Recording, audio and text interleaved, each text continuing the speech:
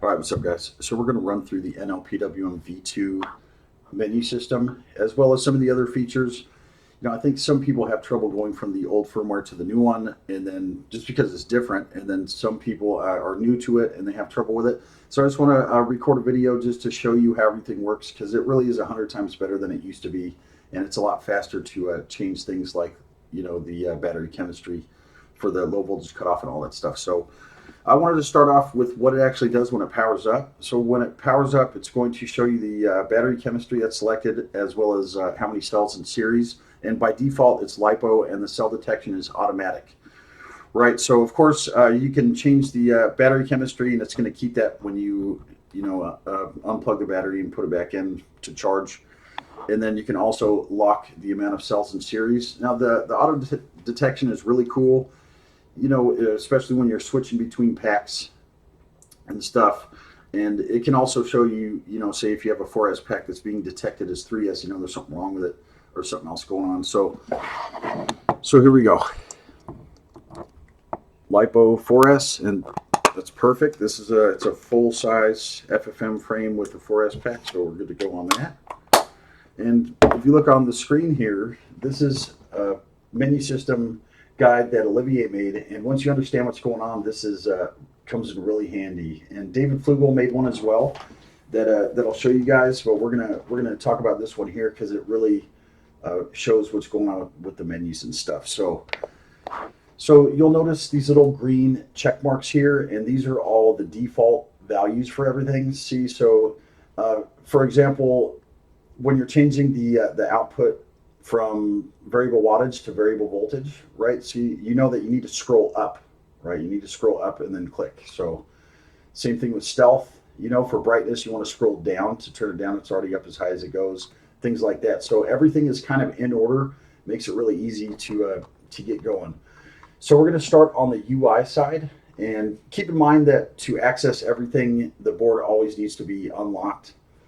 So here we go. So as far as the UI goes, ready. So we're going to start off up here. Ready is just idle, unlocked, ready to go. Of course, you got fire, battery, data, and locked. And think of these as each click, right? So you have ready, fire is 1 click, battery is 2 click, data is 3 clicks, and locked is 4 clicks. So it makes it pretty easy, right? So say, and you see the visual gauge. We'll start with the battery. Visual gauge is on by default. Now, if we click down to percentage, you see here percent gauge, and we click once. Now it's going to show the battery percentage every time we double click. See that? Real easy. Now this battery is completely dead, or just about. See, and there's the unloaded voltage. See, so if you rather check the unloaded voltage, you can check that. Now say you want to go back to visual gauge, just scroll up, click once. Good to go, just like that. Now, this firmware does include some extra stuff that some people might not ever need. The DNA 250 theme that I'm using now has all kinds of weird stuff that I never use, so I understand. But it's there if you want to check it out. So if you go down to setup, this is for information purposes. It could show us the same thing that it shows us when it starts up. It'll show us what the full voltage is for our setup, the empty voltage, and the actual cutoff voltage. So I'll show you that now. Setup. See, LiPo 4S, you got full voltage 16.8, empty 13.6, and the cutoff is 12. Now keep in mind that that's the cutoff voltage and all that is for loaded voltage, right? So that'd be 3 volts per cell. Okay, so going down to data, which is 3 clicks, right? So you'll see that the default is the resistance, which is what most people will keep it on, right? But there is some extra stuff here. So what this volt watt is here, if you scroll up, remember it's all set up like that. So what the volt watt is in variable voltage mode, it's going to show you what the actual output voltage is in RMS. Now, if it's in variable voltage mode, it's going to show you what the wattage is. Pretty handy, right? So cool.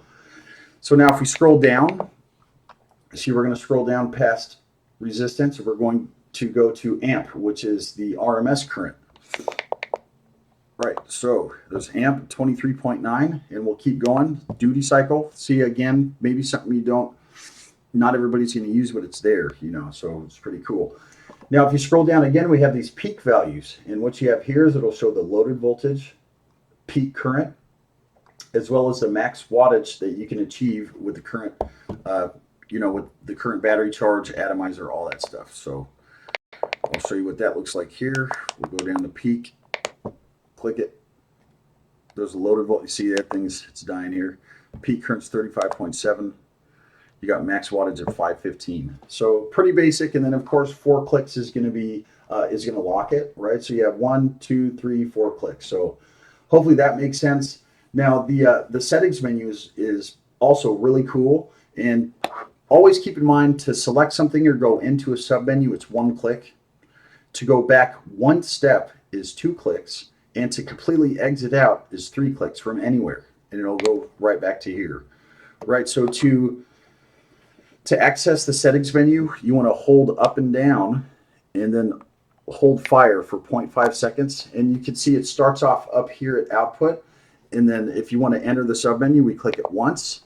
And then if we want to change to say variable voltage mode, we press up once, click it once. It's going to blink 1 time to show you that it's been selected.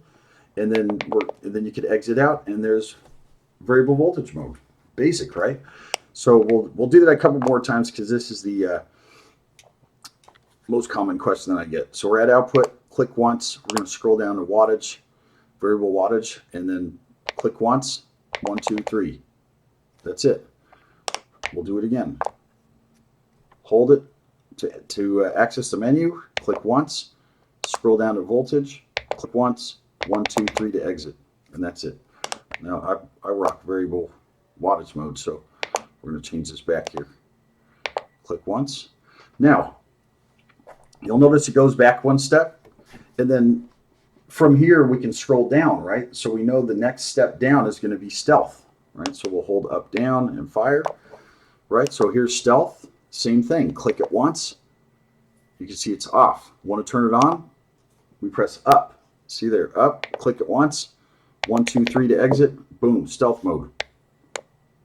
Real easy, right? So same thing to enter the menu. Stealth, we'll turn it off. Click once, scroll down to off, click once. Basic, easy. So you'll see the next thing on the list is brightness, and you could read it there. All right, so we'll click it once, and see I have it all the way down, and so you can see it getting brighter as you, man, I really hope I wasn't covering the camera here, but so see, same thing. You just scroll, you can see it getting brighter and more dim. You want to select it with 1 click. It's going to blink. That's it. Good to go. Right, so we could go to the next thing, which is LEDs. Now, we are using LEDs in this one, and so we're going to go up to the default, which is off, because I want to show you everything. So let's do it from the beginning, just to show you here. So say you have some LEDs, you want to turn them on, right? Access the menu like this. You can see that we need to click it 3 times. The down switch, 1, 2, 3. You can see it says LEDs. Click it once to enter the submenu. Now we can scroll down and see it's really cool. You can see, it just goes down the list every time you press down. So we got timed out here. Right, so we go down 1. There's white. See, it's going to show you that. We got indigo, pink, blue, teal, green, just like that. Pretty sweet, right? Basic. So we want to select rainbow, right? So we're going to click it once. It's going to blink. Now we can exit. And there it is, just like that. Basic. So on to the next, we have the battery setup. Now this one, this is where you can change the battery chemistry as well as you can lock the amount of cells in series, right? So we're going to go down like this. We'll scroll down to battery. Now see, it's going to show you the setup again. So we can scroll to chemistry. Let's say, it comes in LiPo by default, but we want to change it to lithium ion, right? So you scroll up. So you can see it starts off here. You want to scroll up 1 time. Click it once. Now it's in Lion mode. Basic. Easy. So we go like that. We'll go back to LiPo. And then we could scroll down to cells, right? Now, see, it starts off at the bottom in auto, which is fine for 99.9% of people. But if we wanted to lock it to 4S, we scroll up to 4S, boom, that's it.